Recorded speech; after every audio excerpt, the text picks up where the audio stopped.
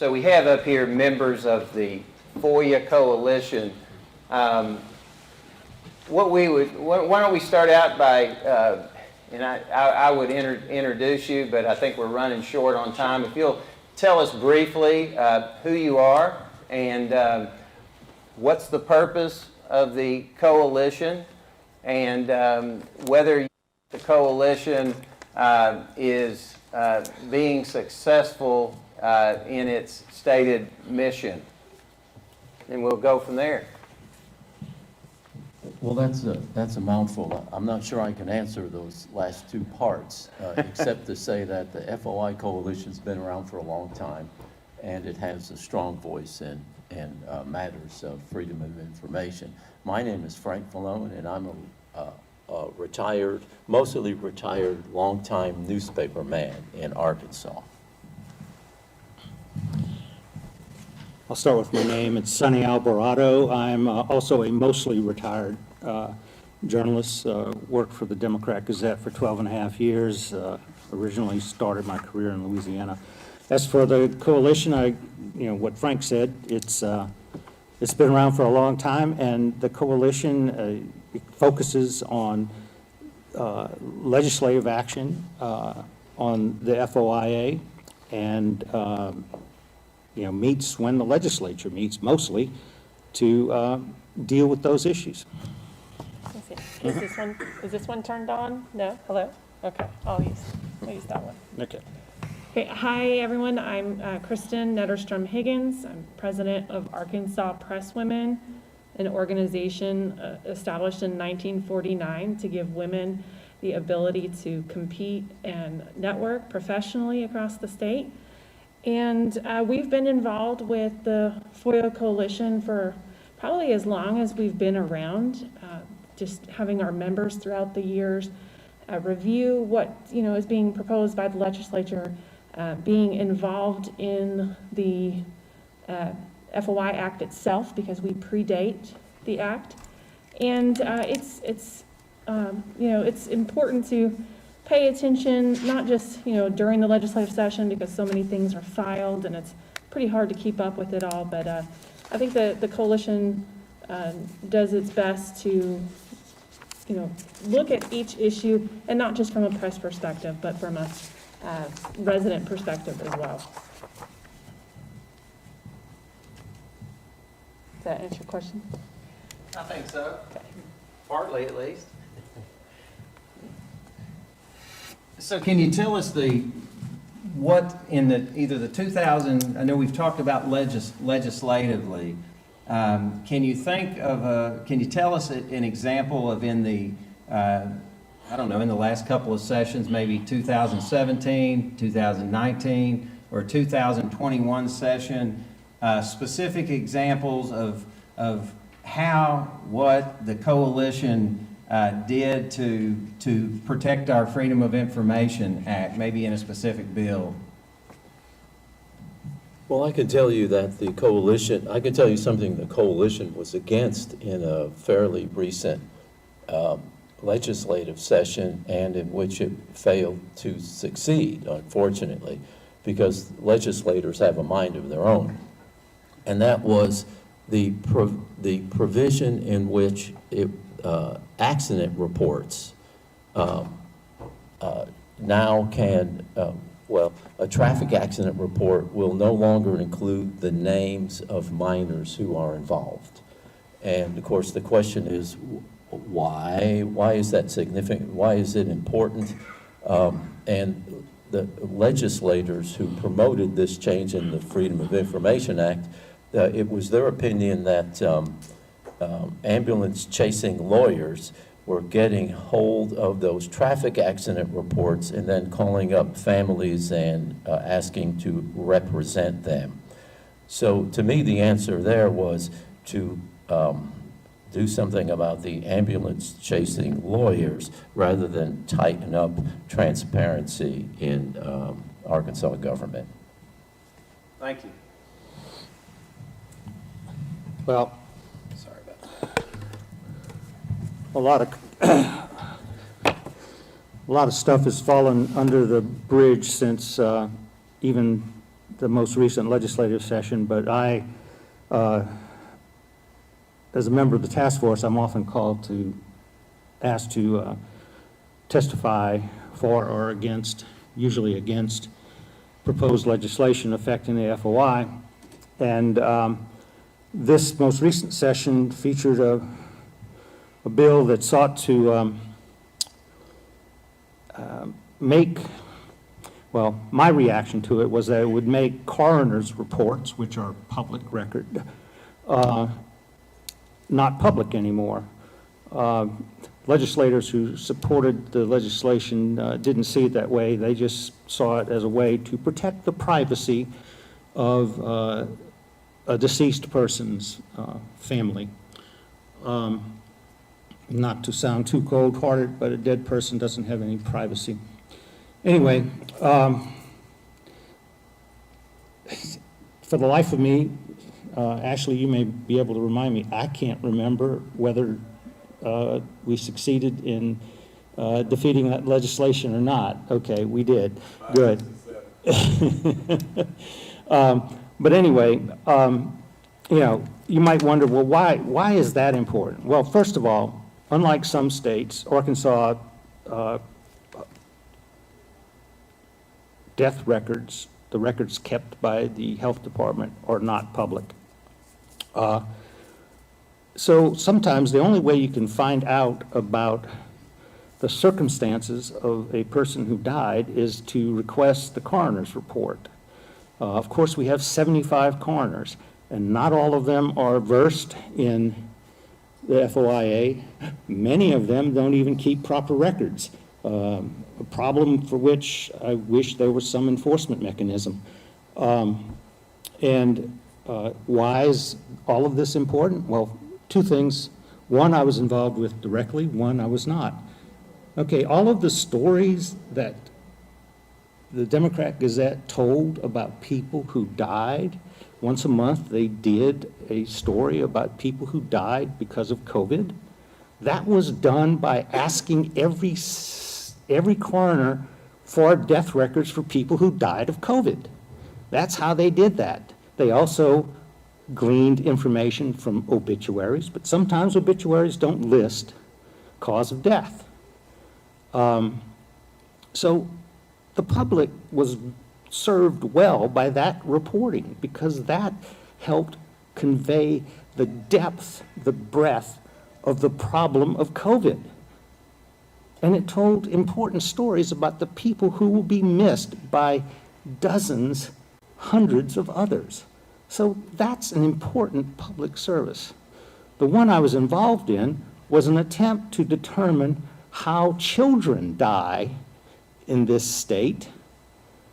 And the reporter, God bless her, requested coroner's reports going back 5 years.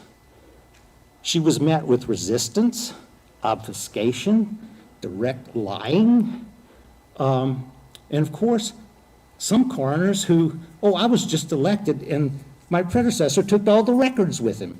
Another violation of the FOIA. That still has me extremely angry. And the reaction of the Coroners Association and County Association was, let's create a law that would eliminate access to that information. Thank you. Yeah, I'm just as passionate about that as you, Sonny, because I do a lot of policy research and education nowadays. After a decade of being a reporter, I'm now almost a decade out of working in a newspaper. And it all goes back to, what does the data say? What does the data say about this? Well, who's building the data? Where is that data coming from? A lot of it is coming from FOI requests. And one of the two issues that come to mind that the coalition spoke or took up, reviewed, and discussed and had opinions on in the past couple of years were, cameras, right? Recordings in jails, recordings with police officers, when turning on their microphones, what's happening during traffic stops. Having access to that, there's a lot of concern, people wanting to limit access to those camera recordings, and you all know how much difference camera recordings of what happened, what difference that can make in a court case or in a, a civil case. So we want those to be open. A lot of the sheriff's departments have problems with affording the, not just the equipment to record, but the equipment to store the information, and that's where they're coming at it from, that this is costly, this is too much for us, but we come at it from, well, it's your job to maintain records. You're gonna have to find somewhere in the budget to account for that, because this information belongs to the public. It should be accessible by the public. And then another issue that came up more recently, this last session, was whether or not to allow attorneys into private meetings of city council, quorum court, whatever, people, what's the difference between FOI and open meetings? It all kind of goes hand in hand. And there was some concern about having attorneys in private meetings, opening it up, one, to their staff attorney, because right now their staff attorneys are not allowed in these meetings. But then two, the reason for them being allowed in there would be economic development. Well, I don't know how many council meetings you all have been to or quorum court meetings you have been to, but everything that they do I consider as economic development. And so would that become private and hidden from people? And again, that's not just journalists, but you can claim anything that they do as economic development. Right, and in the last session, they wanted to, these multi-million-dollar economic development projects, they wanted to put them into executive session. And I think that was maybe part of the bill that you were talking about, the other aspects of it that were probably equally as bad in terms of transparency. Any other questions for, yes? If you'll introduce yourself there. Thank you all for coming, by the way. I've read you, Frank, a long time. Sonny, I love that name. I used to have a cousin by that name. And you're smart, I can tell. Thanks. My name's Bill Ray Lewis from Harrison. One of the things I wanted to ask about, we have the state task force set up by the state legislature. We have your voluntary group. Is there a need for your group to function? I'm going to put you on the spot. Is there a need for your group to function? And as a citizen, I want to thank your group and all of you. I know Brenda Blagg, and I've known her for years. I know she was active, I think, in getting your group started maybe. But is there a cause, is there a need now for the coalition to function now that the state has come up with the mandated task force? We realize that the state says they have to hear. That's one of their responsibilities. They have to listen to all the proposals that have anything to do with FOIA. You don't have to. You're free. You're foot free, but they have to. Is there a need for both of you to function? Well, I'd say yes, because this coalition has something that I don't think hardly anybody else has, and that's institutional memory. That you're looking here at, between me and Sonny, for instance, about, I don't know, 700 or 800 years of newspaper work. Thanks, Frank. And newspaper people have traditionally used the Freedom of Information Act in their reporting. I will give you an example of that institutional memory, and that is my first encounter with the Freedom of Information Act was in 1976. This is as a reporter, and that was only about 10 years after the act was signed into law by Winthrop Rockefeller. And 10 years after that, there was still what I would call mass confusion or misunderstanding by municipal elected and appointed municipal officers about how it was supposed to work. Their intent was to protect, while journalism's intent is to illuminate. So that institutional memory is, I think, absolutely vital to this coalition and to the Freedom of Information Act. Let me give you another example that maybe Sonny can expound on, and that is he was in charge of a serious reporting project some years ago that involved using the FOI to secure records about police shootings And these records came from all of the state's 15 or so prosecuting attorneys. And that was, I think, a difficult task. And maybe I'm speaking out of turn here, but Sonny might address how that functioned. Sure, but let me answer the direct question, which is, is there a need for both? Yes, and here's my short answer. The task force, and there are several friends of mine on that task force, people I respect, and yes, their role is to hear proposed legislation and to either recommend or not recommend its passage, or the primary thing is to help legislators. I see their role as helping legislators see how they might craft a piece of legislation that might gain the support of freedom of information advocates. But the primary reason I think we need both organizations is the task force is a creature of the state. The legislature can dump it anytime it wants. It can stack it with people who are not FOI supporters. So in short, I don't trust the bastards. Yeah, so anyway, yeah, there should be both. And as for that project, yeah, it came together because we requested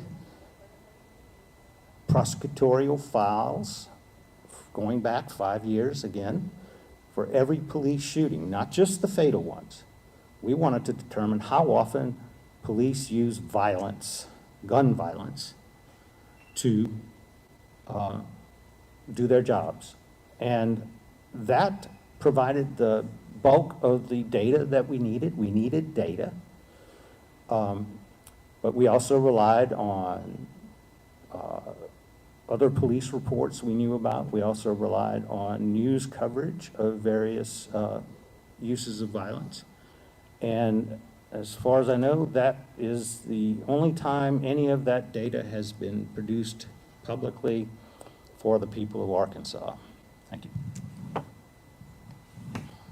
Yeah, I don't know if I have a whole lot more to add to what Sonny said. I guess I would flip the question and say, why not? Because isn't more watchdogs the better, right? Like, so why not have both? If I can add one more thing. You know, I've been an advocate since I moved to Arkansas in 2007 of a statewide coalition on open government. My model, I lived in Tennessee for 18 years and was part of the Tennessee Coalition on Open Government. It is a group of not just journalists, but lawyers and freedom of information advocates like the League of Women Voters and other organizations. And I just want to say that, you know, I don't know how the Transparency in Government group got cranked up, but I'm glad to see, you know, we need more. As Kristen says, we need more watchdogs out there, and we need not just people in the press. We need people who know the importance and recognize the importance of open records, open meetings. Can I actually, I wanna Yeah. just real quick add one thing. I think one of the things that the coalition does is, again, we are statewide, we have a variety of backgrounds, a variety of perspectives, and we've used it, the FOI, and we've used the FOI in the most obscure ways. How many of you all have, requested FOIs of utility companies or, well, I say utility companies, but, city-run water utilities, or have gone to a town council, very small council, and have had to stand up and use the FOI to keep them from illegally meeting. So it's the variety of experiences and the perspectives, and I don't know if people who are appointed might have those smaller town experiences. And those are great points, and I'll say, to answer Sonny's question, the Arkansas Transparency in Government group formed because we had local people in Bella Vista, Harrison, Hot Springs, who were all working on local issues that were very important to them. As I think Jesse Gibson said earlier, this isn't a liberal versus conservative issue or Republican versus it's a freedom issue. Yep. And we found that number one, we were used just like Chris, just like you said. We found that we were using FOIA on various issues, both the open records. We were also concerned about open meetings and secret meetings that were going on. And we started talking to one another, the different chapters. Whereas I may be working on an issue in Fort Smith that Bill Ray Lewis may be working on in Harrison. So as a group, we felt we would pool our resources. And because, you know, protecting FOIA is not an easy job because there's a lot of accusations, you know, by government. And so we formed a statewide group, and we testify at the legislature, and we did last session on numerous bills. And we feel that is so important to the protection of FOIA. We've taken cases to the Supreme Court. One of the issues that I have is, and I'm probably going to save this for the task force, but our open meetings law has been decimated by the Arkansas Supreme Court. There is a total state of confusion about what the definition of a meeting is. In my case, in 2000, I believe, 7, the McCutcheon versus City of Fort Smith, the Supreme Court told the legislature to define, it's your job to define what a meeting is. And it still hasn't been defined. Now we have the Wade decision, which I want to talk about. The Wade decision, which has created total confusion in terms of the definition of a meeting. And now, is it 2? Is it 4? Do they have to make a decision? Do they? So that's what I feel that one of the major changes we need with regard to the two major facets, open records and open meetings. We have got to, and Robert Steinbuck and I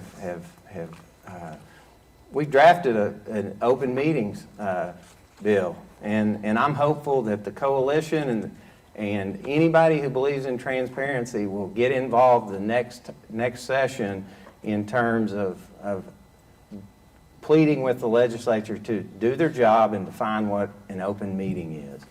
Because it's important not only for the public, but also for folks who are making decisions, sometimes secretly.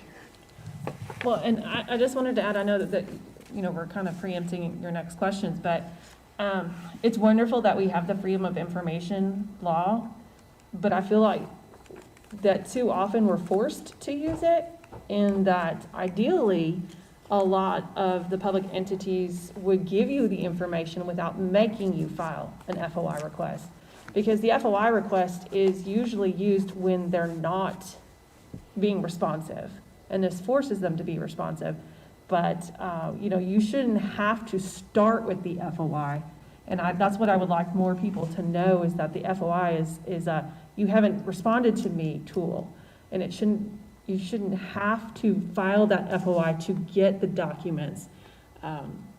Because, you know, I mean, for me, it's more like, well, they're being difficult. And so they're saying, hey, well, you need to file an FOI.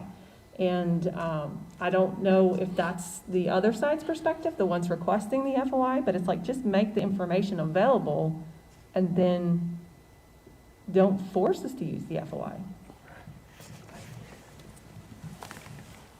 We really, really appreciate the FOIA Coalition members coming. It's clear to me why we need it, and I think your institutional memory is something that I think is so vitally important, and I appreciate y'all's hard effort. I know I've seen you at the legislature and in other places, and we just thank you for coming today, and thank you for what you're doing to advance that. It's vital in democratic society that public business be performed in an open and public manner. I mean, and you're doing such an important role, and we appreciate you. Thank you. Thank you.